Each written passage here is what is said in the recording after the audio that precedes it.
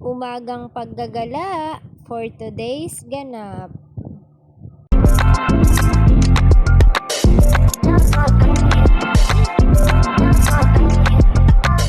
Hi mga kamami! For today's ganap, tayo ay may lalakarin. Wow! Para kumuha ng secret. What? So, ayan na nga, nakapag-makeup ng mami nyo. Tignan nyo naman, pakak na pakak ang kilay. Wow! So, ang gamit kong lipstick dyan para pang matagalan, ang Super Stay ng Maybelline. So, kung gusto nyo mag-avail yan, ilalagay ko na lang sa comment section yung link. So, ayan na nga, naka-final outfit na tayo. Wow! Diba? Alam mo ba, Gits? Ganda yarn. Charis.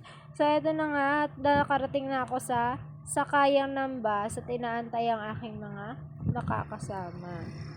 So, ang aming first destination, SM Robinson. Wow! Dito nga kami sumakay ng SUV papunta dun sa agency ng company namin dati. So, ayan na nga, nakabiyahe na kami. O, diba, inabot na kami ng umaga dyan. So, from madaling araw to umaga.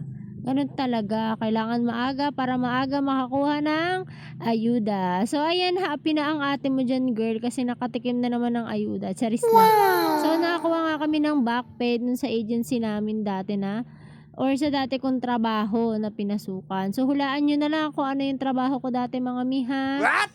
So, after po niya, nagmamaganda muna siya dyan. O, diba?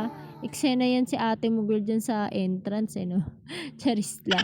So, after nyan, syempre, ganda-gandahan muna tayo. And then, pumunta nga muna kami sa Quiapo Church after namin dun sa my agency. Syempre, madami tayong dapat ipagpasalamat sa kanya. Dahil lahat ng biyayang natatanggap nan sa araw-araw ay lagi yung galing sa kanya.